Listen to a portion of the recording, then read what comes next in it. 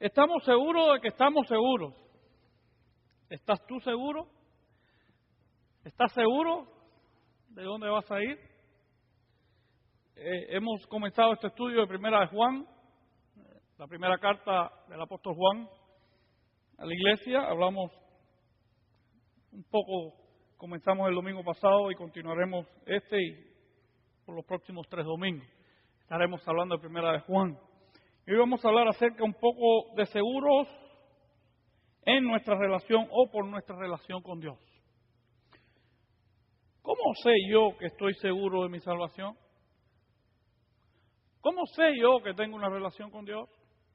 ¿Cómo sé yo que verdaderamente Dios me conoce o yo conozco a Dios? ¿Cómo sé yo o puedo suponer o sospechar de que alguien verdaderamente tiene una relación con Dios? ¿Cómo podemos saber si tú eres salvo o no? ¿Cómo puedes saber tú mismo? El domingo pasado dijimos que hay 2 personas únicamente que saben 100% acerca de tu salvación. Una es Dios y la otra eres tú. Los demás podemos sospechar, los demás podemos tener una opinión, los demás creemos, no, pero podemos equivocarnos. Pero solamente hay 2 personas que están seguros de tu salvación. Una es Dios y otra eres tú. Y por eso hoy vamos a hablar de algunas de esas características de los que son salvos o los que somos salvos, los que estamos seguros en el Señor y cómo puedes tú estar seguro de una relación personal. Primero, déjame hablar de algo muy importante. Hay muchas personas que han venido a veces y me preguntan, pastor, ¿puede un cristiano abandonar a Dios? ¿Puede un cristiano perder su relación con Dios? Hay muchas personas que me han hablado de eso. Déjame hablarte de 2 cosas muy importantes que la palabra de Dios es clara en ellas. Primero,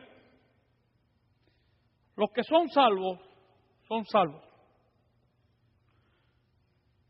Y por eso nuestra salvación no depende de lo que tú y yo hacemos, sea bueno o sea malo.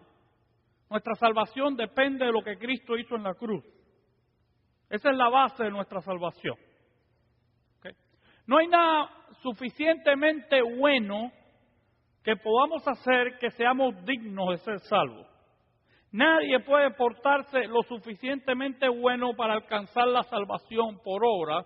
Por eso la Biblia dice que la salvación no es por obra. Nadie se puede salvar haciendo cosas buenas. No importa lo bueno que usted sea. No importa la buena gente que usted sea. Usted no va al cielo por ser buena gente. El infierno va a estar lleno de muy buena gente. Déjeme decirle esto. Jesucristo dijo, yo vino a buscar y a salvar lo que se había perdido. ¿Ok? Entonces, ninguno de nosotros podemos portarnos lo suficientemente bien para alcanzar la salvación. Y tampoco podemos hacer algo, no hay nada que podamos hacer tan terrible, y apunte eso, tan terrible que no alcance la misericordia y el perdón de Dios. Dios, dice la palabra de Dios, que perdona todos nuestros pecados, todos nuestros pecados. Necesitamos arrepentirnos, necesitamos entregarnos. Pero hay 2 escenas en la palabra de Dios que son importantes. Los primeros, los hijos que se separan. Tenemos, por ejemplo, la famosa parábola del hijo pródigo, el hijo que abandona a su padre. Aunque la parábola no tiene que ver específicamente con salvación, pero sí da el punto del hijo que se separa, se arrepiente y regresa al padre y el padre lo perdona y el padre lo recibe.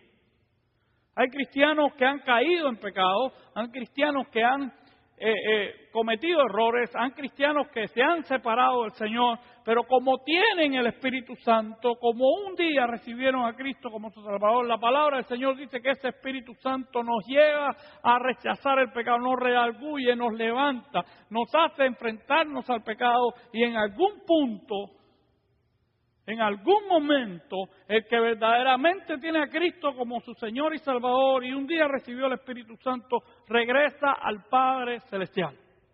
Regresa. Tenga la seguridad. O el otro caso, que es el que menciona Juan, ahí en 1 Juan, capítulo 2, versículo 19, dice, ellos salieron de nosotros, pero no eran de nosotros. Si hubieran sido de nosotros, habían permanecido con nosotros, importante. Si hubieran sido de nosotros, hubieran permanecido con nosotros, pero salieron para que fueran evidente que no todos son de nosotros.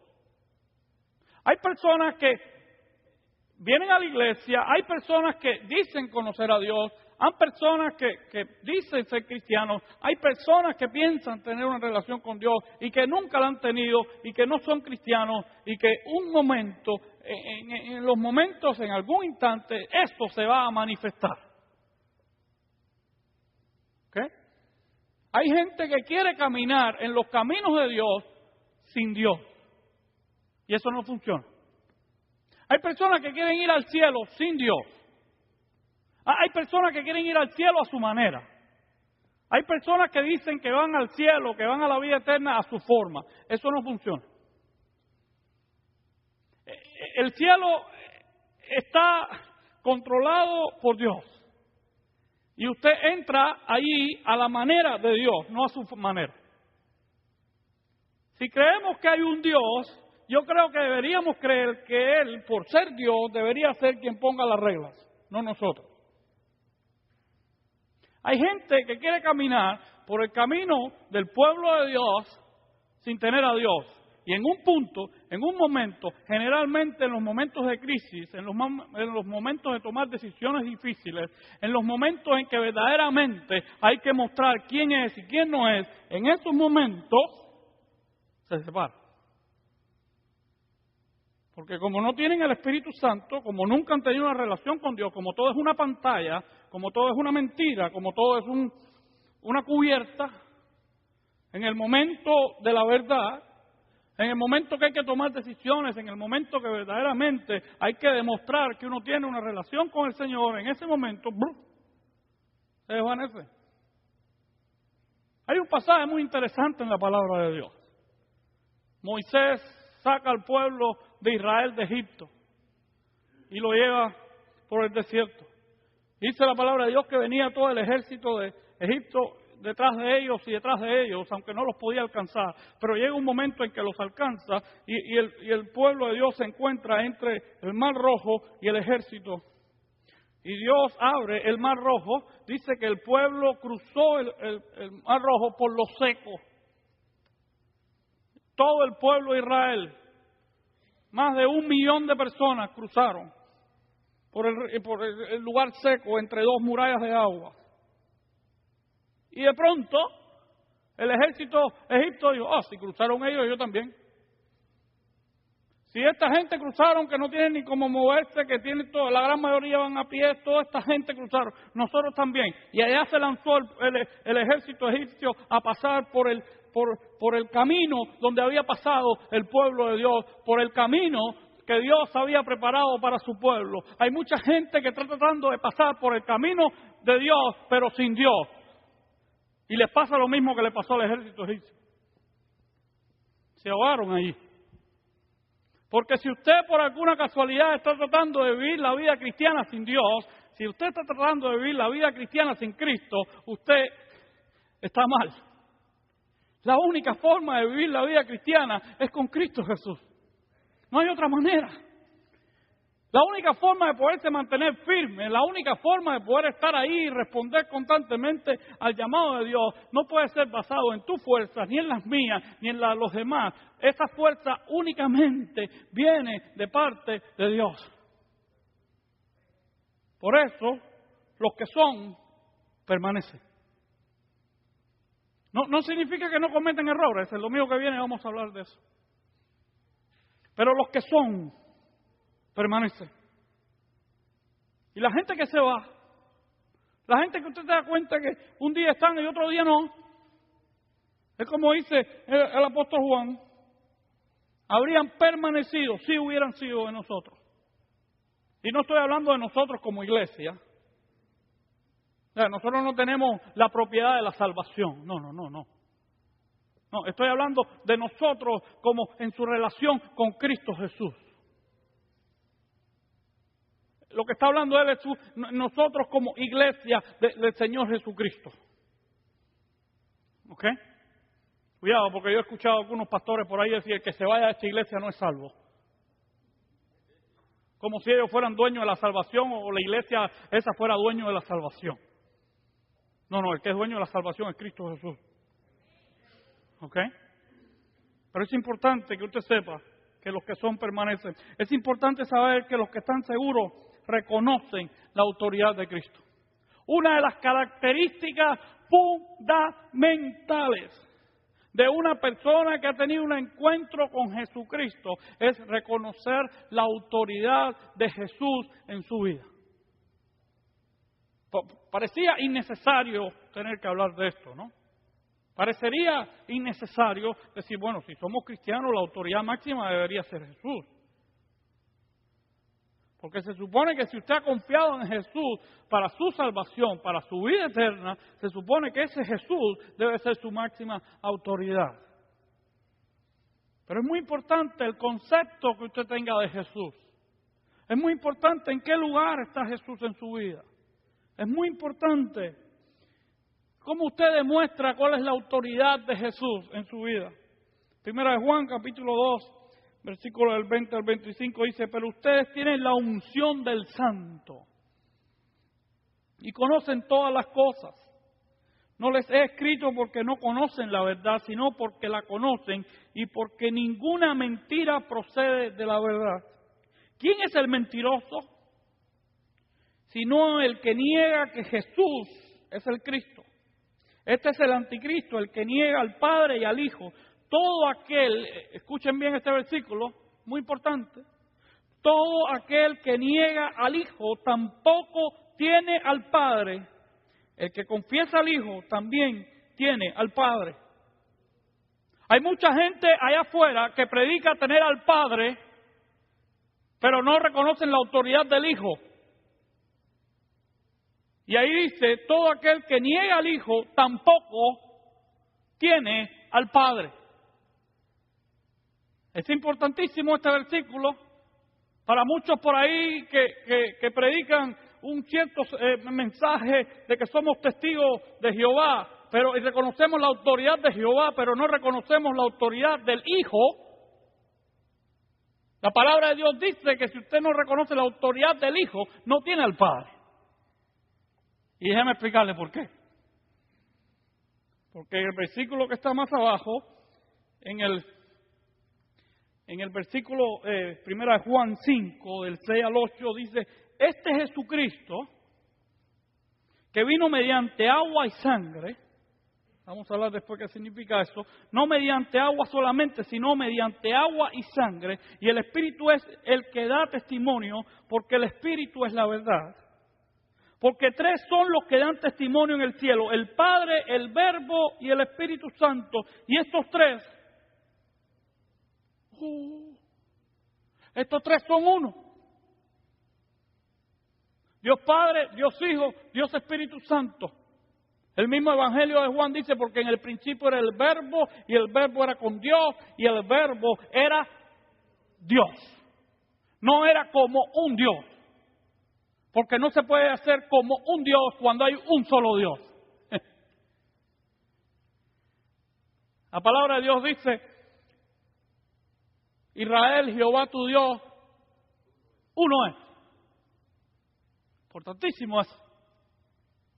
Y más importante aún, dice la palabra de Dios, dice el Señor, dice el Padre, dice, no he compartido mi gloria con nadie. Dios no comparte su gloria con nadie. Pero en el mismo Evangelio de Juan, Jesucristo dice, Padre, porque la gloria que tú y yo hemos tenido desde el principio. Dios Padre, Dios Hijo, Dios Espíritu Santo son uno solo. Y como hay un solo Dios, los tres son un solo Dios. Es la manifestación en tres personas del mismo Padre celestial. Por tanto, Jesucristo es Dios. Y si usted no reconoce eso en su forma de vivir, en su forma de expresarse, en su forma de adorarlo, en su forma de reconocerlo, hay problemas. Los que están seguros de su salvación, los que son salvos, reconocen la autoridad de Jesucristo. No hay duda de la autoridad de Jesucristo. La palabra de Dios dice que el que no reconoce la autoridad de Jesucristo no tiene al Padre. Y si no tiene al Padre, no va al cielo. Y si no va al cielo, no es salvo. Tan sencillo como eso. La palabra de Dios dice que Jesús sostiene y en Él y sobre Él están sostenidas todas las cosas. La palabra de Jesús dice, porque yo soy el camino, la verdad y la vida. Y nadie viene al Padre sino por mí. Nadie. ¿Cómo puede usted creer que Jesucristo no es Dios si entonces su salvación viene de un hombre? Porque si nadie viene al Padre sino por mí, el único que ofrece salvación, el único que garantiza salvación es Cristo. Y el único que puede hacer eso es Dios. Y usted no cree que Cristo es Dios, si usted no reconoce a Jesucristo como Dios, usted tiene un problema tremendo, porque entonces el que murió en la cruz, el que pagó por sus pecados, no es perfecto, porque perfecto solamente hay uno. El único que tenía autoridad, capacidad de pagar por todos nuestros pecados es Dios. Si usted no cree que Cristo Jesús es Dios, si usted no cree que en Cristo Jesús se sostienen y mantienen todas las cosas, entonces el que murió en la cruz no es Dios. Y entonces su salvación no sirve para absolutamente nada. Solamente Dios puede vencer la muerte. Solamente Dios puede resucitar de los muertos. Si usted no cree que Jesucristo es Dios, entonces Jesús no se levantó de los muertos. Entonces dice el apóstol Pablo que su fe es vana, es vacía, no tiene sostén ninguno. Los que son salvos tienen a Jesucristo como autoridad divina. Dice Colosenses capítulo 2, porque en Él habita, la expresión habitar en el griego significa estancia permanente. En Él habita corporalmente la plenitud de la deidad, la plenitud de Dios. Timoteo dice, porque no estimó el ser igual a Dios como cosa a que aferrarse. La palabra igual significa de la misma naturaleza. Y después dice abajo, y se hizo en forma de hombre. La palabra forma significa tomar un disfraz. No es la misma palabra como en forma de hombre que ser igual a Dios. Cristo es Dios. Y si no creyéramos eso, la iglesia no existiría para nada. Porque Jesús le dijo a Pedro, sobre esa fe, sobre esa revelación edificaré mi iglesia. Tú eres el Cristo, el Salvador, el Hijo del Dios viviente. Tú eres la expresión Hijo de Dios. Era la expresión que usaban los pueblos para referirse a los faraones, queriendo decir esos faraones son dioses iguales. Por eso lo adoraban, porque la expresión Hijo de Dios es Dios mismo. Gente que tiene problemas con Cristo, tiene problemas con la vida eterna.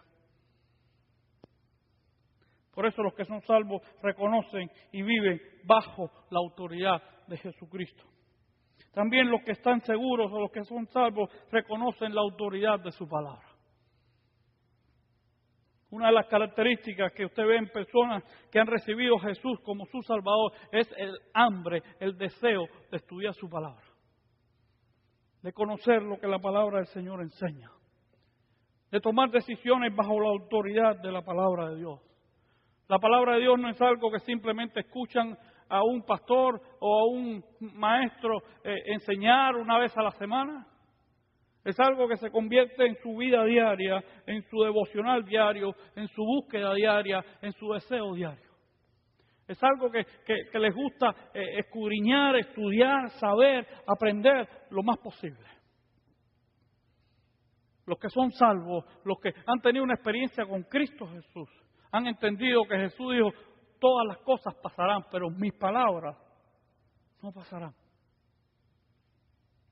Ahí dice, 1 Juan capítulo 3, versículo 19, Y en esto sabemos que somos de la verdad. O sea, en esto sabemos que estamos seguros.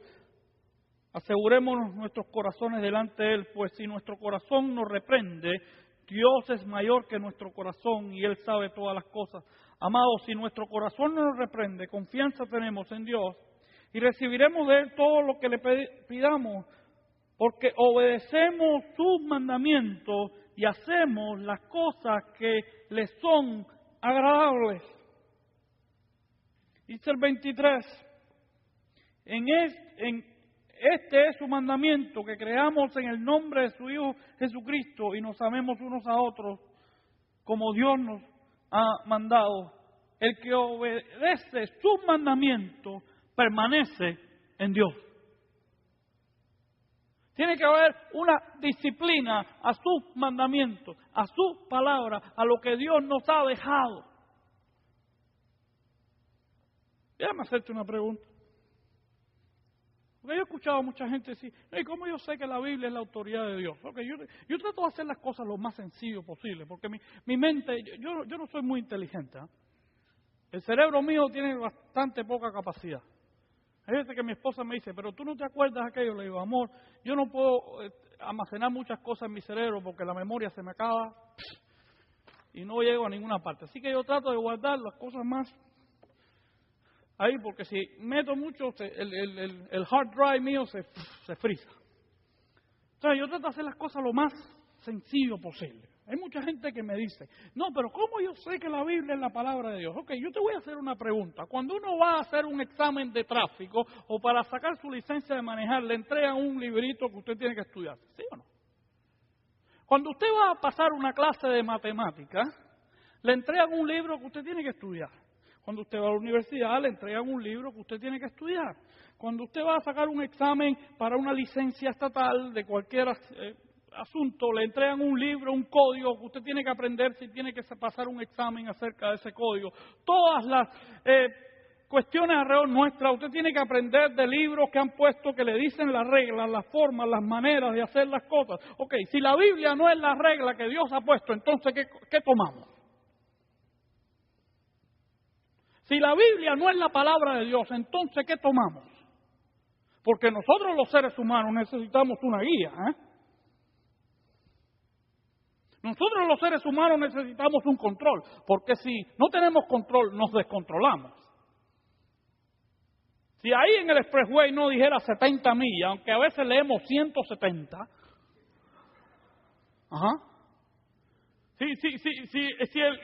Si el auto de policías no tuviera unas lucecitas encima, nosotros pasaríamos como que ¡fuábana! Nosotros, y me incluyo, en el grupo, no hay problema. Si no tuviéramos restricciones, si no hubiera luces de semáforo, si no hubiera control de velocidad, si no hubiera reglas, si no hubiera alguien que pusiera un control, nosotros los seres humanos no pudiéramos vivir en sociedad. Porque nosotros no somos autocontrolados. No lo somos. Si alguien no nos pone una disciplina, si alguien no nos dice cómo hay que hacer las cosas por sí solo, no lo somos. Somos lo más regado, más desordenado, más descontrolado, más egoísta que usted se puede imaginar. ¿Sí o no? Si no hubiera un gobierno, si no hubiera una maestra, si no hubiera un jefe, si no hubiera alguien que pusiera orden, fuera un desastre total nuestra sociedad. Eso se llama anarquía. ¿Y entonces qué pasa con Dios? Sí, nosotros queremos tener una relación con Dios, pero a mi manera. A mi manera. Yo quiero, en esta relación yo quiero ser Dios. Y que Él sea Diosito, me imagino, no sé. Debe ser algo así, debe ser como uno de esos. Los otros días estaba viendo ahí que durante el workout, la cosa de fútbol, tenían a Jesús en México vestido con el traje de la selección mexicana, para por si había duda alguna de que Jesucristo estaba a favor de la selección mexicana. Por si había duda. Hay gente que tiene a Dios de esa forma. Depende de lo que me convenga, ahí lo disfrazo. Depende de lo que me haga falta, ahí le pongo. Ahí le pongo el traje que yo necesito que Él me resuelva, que Él esté a favor mío. Ahí yo le pongo ese traje. No, pero no me ponga reglas. No me ponga reglamentos, no me ponga guías para... no, eso no. Eso no me lo ponga, porque yo vivo mi vida como... Hermano, el que ha tenido una experiencia con Cristo Jesús, reconoce que la palabra de Dios es la máxima autoridad. Y no solamente lo reconoce, sino que rige su vida por esa autoridad. Rige su moral, su matrimonio, su casa, sus finanzas, sus talentos, su tiempo, su energía, todo lo que tiene, por esa guía. Usted quiere saber si usted es salvo. Usted quiere estar seguro de una relación con el Señor. Muéstreme en qué lugar está Jesús en su vida. Muéstreme en qué lugar está la autoridad bíblica en su vida. Hay gente que tiene la Biblia nada más que para las bendiciones.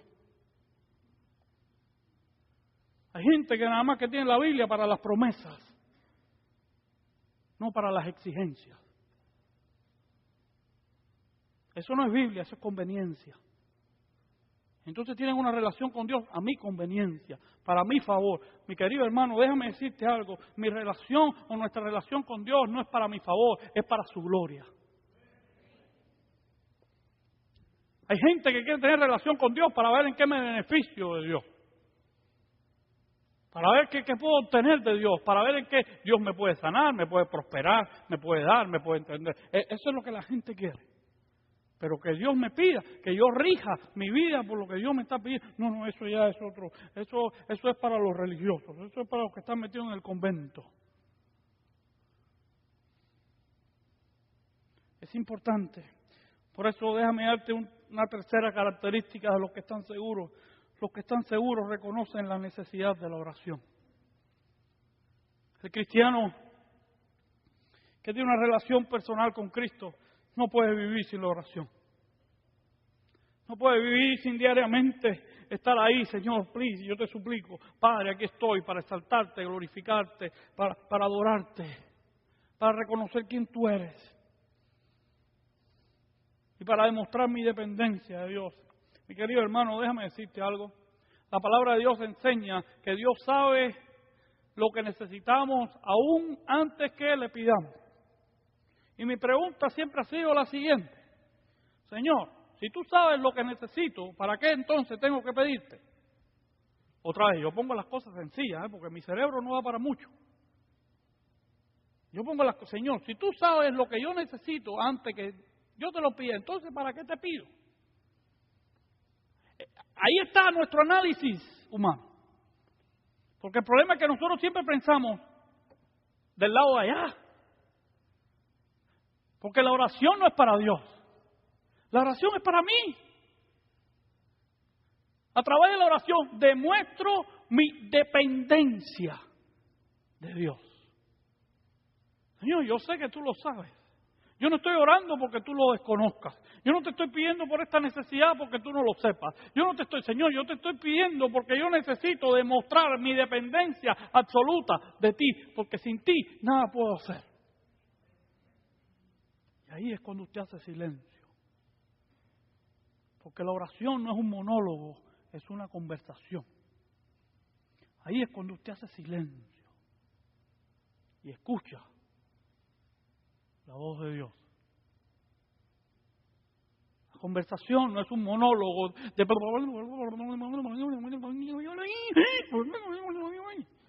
Y es un momento que yo le digo, ¿tú podrás respirar para yo hablar o no?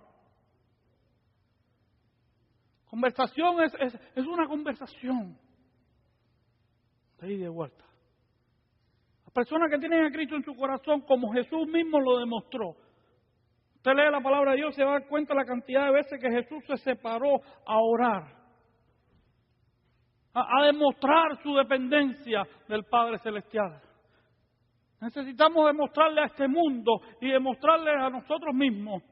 Y déjame decirte algo más, que es importante. El único que puede leer lo que tengo aquí y lo que tengo aquí es Dios, nadie más. Nadie más puede meterse aquí ni aquí. Solamente Dios. Pero hay uno que necesita escuchar. Por eso, cuando hablamos la semana pasada de que la salvación necesita una confesión. Porque el enemigo necesita saber a quién pertenecemos y a quién dependemos. El diablo necesita escuchar que yo pertenezco a Cristo. Y que si quiere molestar es hora que se levante, mire, y recoja y se vaya. Porque dice la palabra de Dios, resistir al diablo y huirá de vosotros. Pero hay un problema, mi querido hermano. El diablo no puede ver lo que hay en tu mente ni en tu corazón. Porque el diablo no es omnipresente ni omnisciente. El diablo necesita escucharlo. Cuando Cristo murió en la cruz, el diablo pensó que había vencido. El diablo pensó que había vencido. ¿Por qué? Porque el diablo no sabía lo que estaba en el corazón de Dios, porque el diablo no lo podía saber. Al diablo lo despertaron a las 6 de la mañana del domingo. ¿Y qué pasó? Los demonios estaban pálidos todos para darle la noticia. Hay una mujer en Jerusalén que dice que Cristo resucitó. ¿Cómo? Hay una mujer ahí que dice que Cristo resucitó. ¿Por qué? Porque el diablo no lo sabía. Fue María Magdalena la que le dijo, mi Cristo vive. Fue María Magdalena la que le dio el anuncio para que escuchara. El diablo necesita escuchar que tu familia, que tu vida, que lo que tienes pertenece a Cristo Jesús. Lo necesita escuchar porque si no, no se entera. Porque si no, no lo sabe. Por eso es tan importante la oración. Por eso es tan importante que tú bendigas a tus hijos. Por eso es tan importante que ores sobre ellos. Por eso es tan importante. Para que el enemigo sepa que están dedicados a Él para su gloria y para su honra. Es importante eso, hermano. No se puede ser cristiano sin una vida de oración. Usted no puede tener una relación con Dios sin una vida de oración. Es importante eso. Déjame terminar con dos cosas muy importantes. ¿Cuáles son los resultados de una relación personal con Dios? ¿Cómo yo sé? ¿O cuáles son una de las cosas que yo sé que tengo una relación con Dios? Primero, los que están seguros están viviendo con gozo. Pastor Joel decía cuando empezamos a adorar hoy que en su presencia hay plenitud de gozo. Esa es la gran diferencia entre los cristianos y no lo son, y los que no son. Esa es una de las grandes diferencias. Nosotros tenemos que pagar los mismos biles, el bill de la electricidad, del agua, el seguro, de los taxes. Tenemos que pagar exactamente el mortgage, lo mismo que tu vecino, exactamente lo mismo. Estamos pasando por dificultades igual que quizás en el hospital donde está tu familiar con cáncer. Hay otro del lado de allá que también está con cáncer. Estamos pasando por lo mismo. En este mundo tendremos aflicciones, le dijo Jesús a sus discípulos. Pero la gran diferencia de los cristianos es que en ese dolor, en esa angustia, en esa necesidad hay gozo. Hay gozo. Hay gozo. A veces yo veo a Joel aquí despetroncando y digo, usted haría el favor de ponerse de pie y expresar algo. A mí me dan ganas a veces de decirle, Joel, cállate la boca, que se lo pierdan. Que se pierdan estar en gozo en la plenitud de Dios. Que se lo pierdan. Que no disfruten, que no lo disfruten. Que sigan con la amargura, que sigan con el hígado hecho pedazos, que sigan ahí creyendo que sus problemas son mayores que la presencia de Dios. Que sigan ahí. No le digan nada. Cuando usted lleva 20 años, 30 años, 40 años en una iglesia y alguien tiene que suplicarle que usted se levante para exaltar el nombre de Cristo Jesús, usted no se lo merece. Porque no es acerca de usted, es acerca de su presencia. Es acerca de lo que Él es. Es acerca de lo que representa, de lo que ha hecho por mi vida, de lo que ha entregado por mí. No es acerca de ti.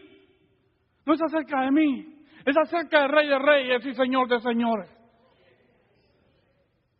Juan le dijo ahí a su iglesia, ahí en el versículo 3, así que los que hemos visto y oído y lo que hemos anunciado a ustedes, para que también ustedes tengan comunión con nosotros, porque nuestra comunión es con el Padre y con su Hijo Jesucristo.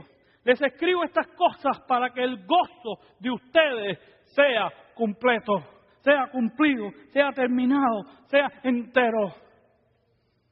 Esta gente, con la relación que tenían con Dios, estaban pasando por 60,000 dificultades. Muchos de ellos habían perdido a sus seres queridos en la persecución. Muchos de ellos estaban pasando por cárceles, por torturas, por miseria, por angustia. Muchos de ellos estaban pasando por dificultades inmensas. Escuchamos un reporte de nuestros hermanos en China. Usted sabe que en China la gente está viniendo a Cristo más que en cualquier otro lugar del mundo. Están preparando grupos de misioneros para enviar a países musulmanes. Ya enviaron el primer grupo de 38 personas, están preparando 100 grupos de 38 para mandarlos y enviarlos. Enviaron al primero, que cruzaran todos los países musulmanes proclamando el Evangelio de Cristo Jesús. Y la noticia llegó a la iglesia y la iglesia empezó a regocijarse porque al final del camino llegaron 2 vivos. 2 vivos. Los otros 36 los mataron en el camino. Pero la iglesia en China se goza porque hay 2 que lograron llegar al final para proclamar el Evangelio de Cristo Jesús. Pero aquí, a la primera, se me rompió el aire, ya no estoy gozoso. Está lloviendo, ya no voy a la iglesia. Hermano, una relación con Dios es una relación de gozo. Los que tienen a Cristo en su corazón, los que tienen el Espíritu Santo aquí adentro, no importa, eso es lo que más mataba a los romanos, eso es lo que más mata a Satanás. No importa lo que les tiremos, no importa lo que leamos, esta gente se muere riendo, se muere cantando, esta gente está loca. Por eso el apóstol Pablo dice que para los que no entienden el Evangelio es locura. El cristianismo es gozo, es plenitud de gozo. Porque yo no dependo de lo que tengo ni lo que está alrededor mío. Yo dependo de mi Padre Celestial, que todos los días su misericordia es nueva cada mañana. Yo dependo de Él, no de los demás. Por eso los que están seguros de la victoria. Los que tienen a Cristo en su corazón son gente que están seguros de la victoria. Son gente en la batalla. Son gente que se sacrifican, son gente que pasan necesidad, son gente que se entregan, son gente que hacen donaciones, son gente que hacen lo que usted no se puede imaginar, porque saben que por encima de todo eso está la victoria de Cristo Jesús. Miren lo que dice ahí, capítulo 5, 1 de Juan 5, 4 y 5, porque todo aquel que ha nacido de Dios vence al mundo. Y esta es la victoria que ha vencido al mundo, nuestra fe. Nuestra confianza de que Cristo es nuestro Señor y Salvador. ¿Quién es el que vence al mundo sino el que cree que Jesucristo es el Hijo de Dios? Usted tiene la seguridad que Jesucristo es el Hijo de Dios. Usted tiene la seguridad de que Cristo es su Salvador. Usted tiene la capacidad de vencer a este mundo. Hermano, este mundo va de mal en peor. Este mundo no va a mejorar. Y si mejora un poquito, vuelve a bajar otra vez. El problema es que nuestra confianza no está puesta ni en la bolsa de valores, ni en la economía, ni en lo que dice aquel, ni en lo que dice lo otro. No, nuestra confianza está puesta en que Cristo venció en la cruz. Y que al final usted y yo tenemos la victoria. Usted se imagina lo que es estar en un equipo que usted sabe que no importa lo que pase, vamos a ganar.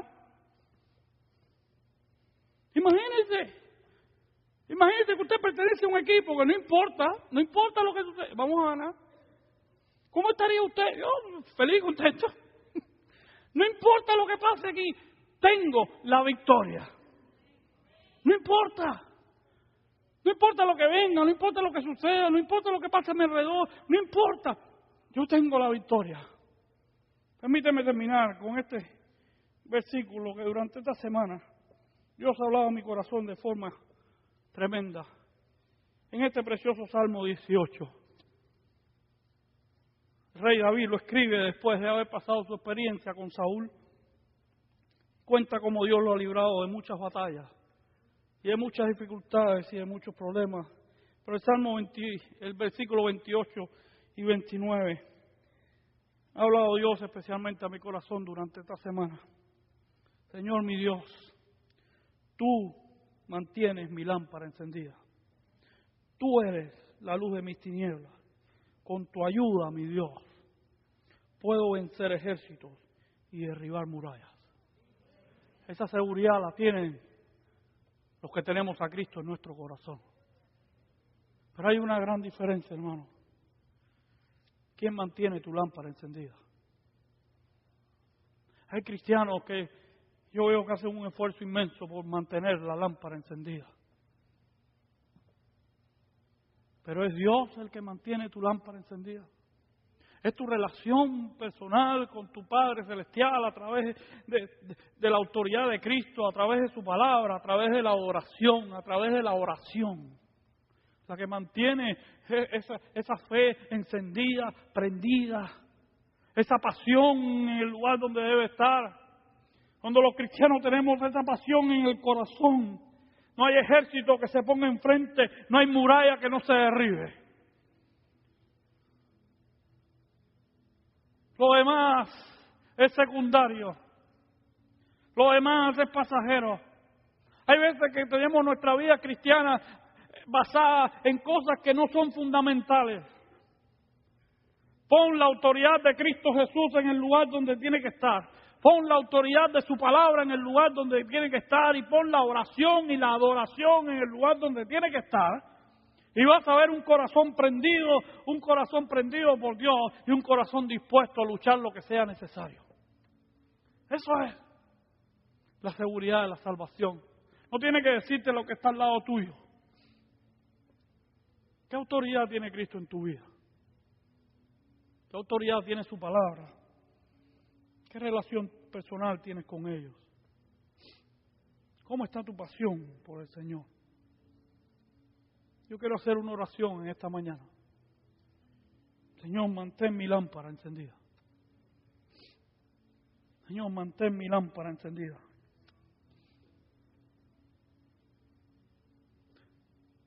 Hay tantas veces que hay que luchar por lo que uno sabe que Dios está pidiendo.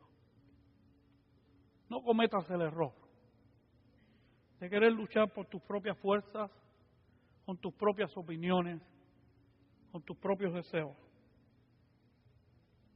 Señor, mantén tú mi lámpara encendida. Y serás capaz de conquistar tinieblas, de vencer ejércitos, de derribar murallas. Vamos a orar. Señor, en esta mañana venimos delante de tu presencia. Señor, si hay alguno de tus hijos en este lugar que tiene duda de la victoria, que el desánimo ha ganado su corazón, yo te imploro en esta mañana que su lámpara, que el fuego de su lámpara, Señor, se avive. Padre, hay personas en esta mañana que están aquí,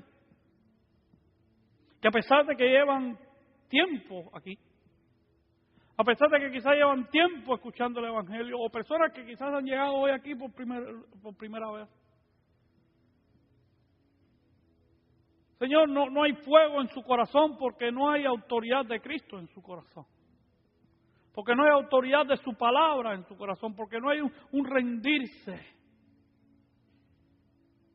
en oración, en humildad, en reconocimiento de lo inmenso que tú eres y lo pequeño, lo diminuto, lo finito que somos. Señor, entregamos cada rincón de nuestro corazón a tu presencia en esta mañana. Dios, mantén tú la lámpara encendida y la luz vencerá las tinieblas.